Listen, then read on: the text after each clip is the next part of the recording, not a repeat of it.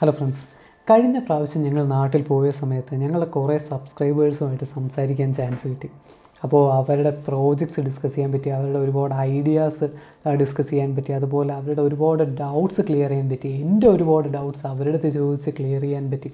അപ്പോൾ ഇങ്ങനെ സംസാരിച്ചുകൊണ്ടിരുന്ന സമയത്ത് വന്നൊരു ടോപ്പിക്കാണ് PCB ഡിസൈനിങ്, അതുപോലെ PCB മാനുഫാക്ചറിങ്. നമ്മുടെ ചാനലിൽ അപ്ലോഡ് ചെയ്യുന്ന ഓൾമോസ്റ്റ് എല്ലാ പ്രോജക്ട്സിൻ്റെയും PCB വേർഷനും നമ്മൾ റിലീസ് ചെയ്യാറുണ്ടല്ലേ.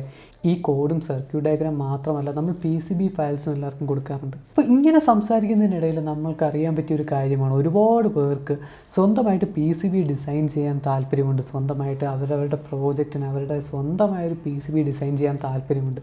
ഒരുപാട് പേർ യൂസർ ഫ്രണ്ട്ലി അല്ലാത്ത അൺറിലയബിൾ ആയിട്ടുള്ള ടൂൾസ് യൂസ് ചെയ്ത് അവർ എക്സ്പെക്റ്റ് ചെയ്ത ആ ഒരു ഔട്ട്പുട്ട് കിട്ടാതെ നിർത്തിയവരുണ്ട്. അതുപോലെ പുതിയ യൂസേഴ്സ് ഒരുപാട് പേര് ഈ ടൂൾസിൻ്റെ ഓട്ടോ റൗട്ടിംഗ് ഫീച്ചേഴ്സ് യൂസ് ചെയ്യുന്ന ആൾക്കാരുണ്ട്. പക്ഷേ ചില ടൂൾസിൻ്റെയൊക്കെ ഓട്ടോ റൂട്ടിംഗ് ലോജിക് എന്ന് പറയുന്നത് അത്ര റിലയബിൾ അല്ല. അതുകൊണ്ട് തന്നെ റൗട്ടിംഗ് തെറ്റായിരിക്കും. റൗട്ടിംഗ് തെറ്റാകുമ്പോഴത്തേക്കും ഗർബർ ഫയലും അതുപോലെ നമ്മൾ മാനുഫാക്ചർ ചെയ്യുന്ന PCBയും റൗട്ടിങ് തെറ്റാവും. അങ്ങനെ നമുക്ക് ആ PCB പിന്നെ യൂസ് ചെയ്യാൻ പറ്റത്തില്ല. അങ്ങനെ ഒരുപാട് സമയവും ഒരുപാട് പൈസയും പോയവരുണ്ട്. സോ ഇങ്ങനെയുള്ള കുറേ കാരണങ്ങൾ കൊണ്ടാണ് ആരും PCB യൂസ് ചെയ്യാത്തത്, അല്ലെങ്കിൽ PCB യൂസ് ചെയ്യാൻ മടിക്കുന്നത്. പക്ഷേ മറുവശത്ത് ലോജിക്കലി റിലയബിൾ ആയിട്ടുള്ള PCB ഡിസൈനേഴ്സ് യൂസ് ചെയ്തുകൊണ്ട് അവരുടെ പ്രോജക്റ്റ് വേറൊരു ലെവലിലാക്കുന്ന ആൾക്കാരുമുണ്ട്. ഈ റൂട്ട് സെറ്റിന് വേണ്ടിയിട്ട് PCB ഡിസൈൻ ചെയ്യുന്ന മെയിനായിട്ട് 3 പേരാണ്. ഞങ്ങൾ 3 പേരും പല സ്ഥലത്തു നിന്നാണ് വർക്ക് ചെയ്യുന്നത്. ഞാനും എൻ്റെ വൈഫും ഇപ്പോൾ മെഡ്രിഡിലാണ്, സ്പെയിനിലാണ്. പക്ഷേ ഞങ്ങളുടെ വേറൊരു കൊളീഗ് ബിന്നി എന്ന് പറയുന്നത് ഇന്ത്യയിലാണ്. ഞങ്ങൾ മാസവും ഏകദേശം ഒരു 4-5 പ്രോജക്റ്റ് വെച്ച് ചെയ്യാറുണ്ട്. PCBയുമായിട്ട് ബന്ധപ്പെട്ട എല്ലാ കാര്യങ്ങൾക്കും, from circuit designing to PCB manufacturing, എല്ലാ കാര്യങ്ങൾക്കും വേണ്ടിയിട്ട് നമ്മൾ യൂസ് ചെയ്യുന്ന ഒരേ ഒരു ടൂളാണ്, that is Altium PCB designer. ഞങ്ങൾ പല സ്ഥലത്ത് നിന്നാണ് വർക്ക് ചെയ്യുന്നതെങ്കിലും ഓരോ പ്രോജക്റ്റിൽ നമുക്ക് എന്തെങ്കിലും സംശയം വരുമ്പോൾ ചോദിക്കാനും അതുപോലെ കൊളാബറേറ്റ് ചെയ്ത് വർക്ക് ചെയ്യാനും പറ്റുന്ന ഒരുപാട് ഫീച്ചേഴ്സ് ഉള്ള ഒരു ടൂളാണ് Altium PCB ഡിസൈനർ. ഒരുപാട് പേര് എൻ്റെ അടുത്ത് ചോദിച്ചൊരു ക്വസ്റ്റ്യനാണ്, PCB ഡിസൈൻ ചെയ്യാൻ വേണ്ടിയിട്ട് ഒരുപാട് ടൂൾസ് നമുക്ക് അവൈലബിൾ ആണ്, ഫ്രീ ആയിട്ടുള്ളതും പെയ്ഡ് ആയിട്ടുള്ളതും, അങ്ങനെ ഒരുപാട് ടൂൾസ് നമുക്ക് അവൈലബിൾ ആണ്. പക്ഷേ എന്തുകൊണ്ട് Altium സെലക്ട് ചെയ്യുന്നു? ശരിയാണ്, ഒരുപാട് ടൂൾസ് നമുക്ക് അവൈലബിൾ ആണ്. ഞാൻ സ്റ്റാൻഡേർഡ് ആയിട്ടുള്ള ഓൾമോസ്റ്റ് എല്ലാ PCB ഡിസൈനിങ് ടൂൾസും യൂസ് ചെയ്ത് നോക്കിയിട്ടുണ്ട്. പക്ഷേ Altium എന്ന് പറയുന്നത് വൺ ഓഫ് എ കൈൻഡ് ആണ്.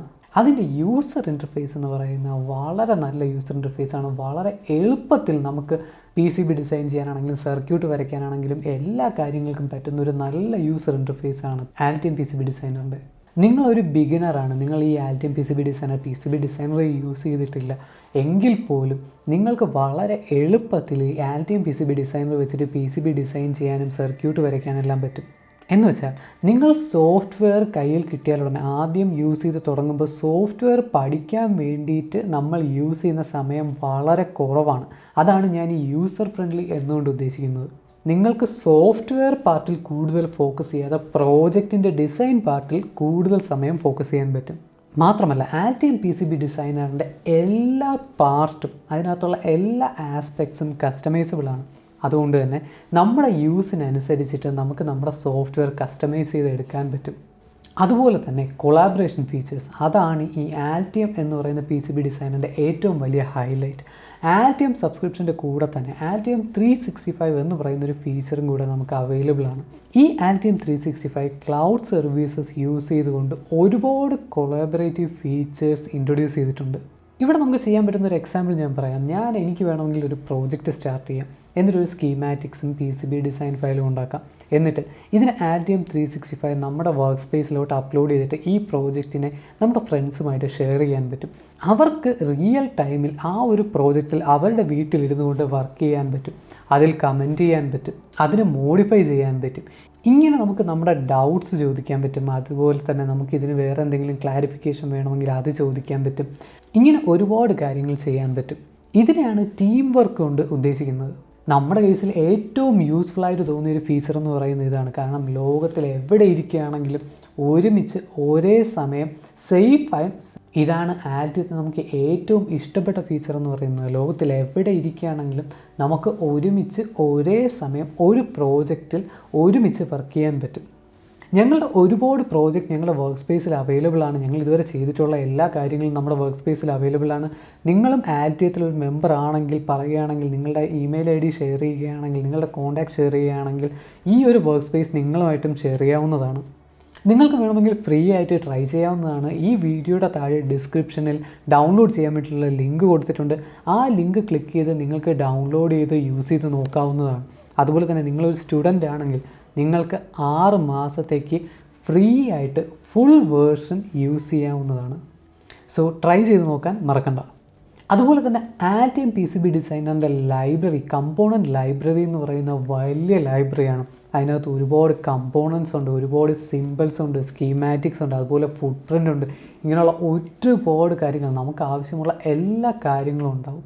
ആൽറ്റിയം ഇത് റെഗുലറായിട്ട് അപ്ഡേറ്റ് ചെയ്തുകൊണ്ടിരിക്കുന്ന ലൈബ്രറിയാണ്. അതുകൊണ്ട് തന്നെ നമുക്ക് പുതിയ പുതിയ കമ്പോണൻസ് റിലീസ് ആകുമ്പോൾ കിട്ടിക്കൊണ്ടിരിക്കും.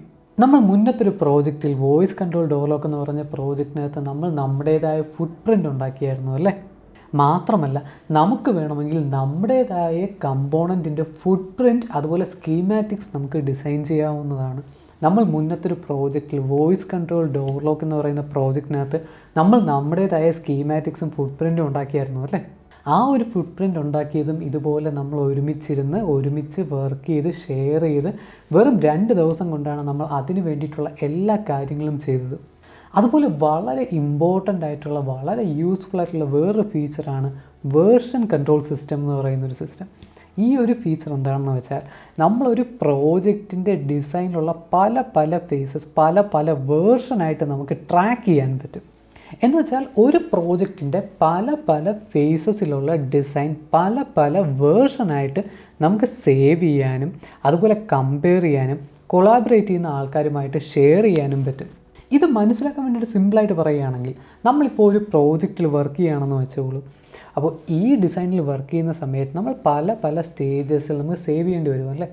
അപ്പോൾ നമ്മൾ ഒരു ഫയലിനകത്ത് തന്നെ സേവ് ചെയ്യാതെ ഓരോ സേവ്സും പല ന്യൂ വേർഷനായിട്ട് നമ്മൾ സേവ് ചെയ്യുന്നു. ഇങ്ങനെ സേവ് ചെയ്താലുള്ള ഗുണം എന്താണെന്ന് വെച്ചാൽ നമുക്ക് പ്രോജക്റ്റിൻ്റെ പല സ്റ്റേജസിലുള്ള പല വേർഷൻസ് അവൈലബിൾ ആണ്.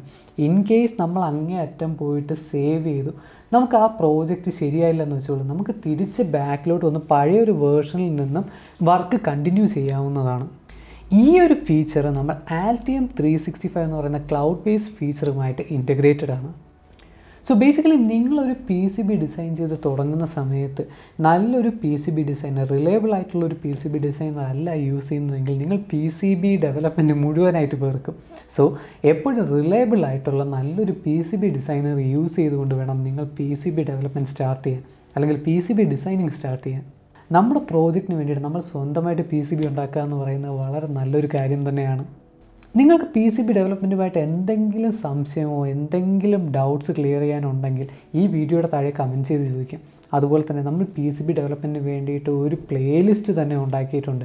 ബിഗിനേഴ്സിന് തൊട്ട് എക്സ്പേർട്സിന് വരെ നിങ്ങൾക്ക് ആ ഒരു പ്ലേലിസ്റ്റിനകത്ത് ട്യൂട്ടോറിയൽസ് അല്ലെങ്കിൽ പ്രോജക്ട്സ് കണ്ടുപിടിച്ച് നിങ്ങൾക്ക് സ്വന്തമായിട്ട് ചെയ്തു നോക്കാവുന്നതാണ്. അതിൻ്റെ ലിങ്ക് ഞാനിവിടെ കൊടുത്തിട്ടുണ്ട്. സോ നിങ്ങൾക്ക് PCB ഡെവലപ്മെൻറ്റ് താല്പര്യമുണ്ടെങ്കിൽ ആ ലിങ്ക് ക്ലിക്ക് ചെയ്ത് ആ ഒരു പ്ലേലിസ്റ്റിലുള്ള വീഡിയോ ആദ്യം മുതൽ കാണുക. നമ്മൾ എല്ലാ കാര്യങ്ങളും ഡീറ്റെയിൽഡായിട്ട് എക്സ്പ്ലെയിൻ ചെയ്ത് പറയുന്നുണ്ട്.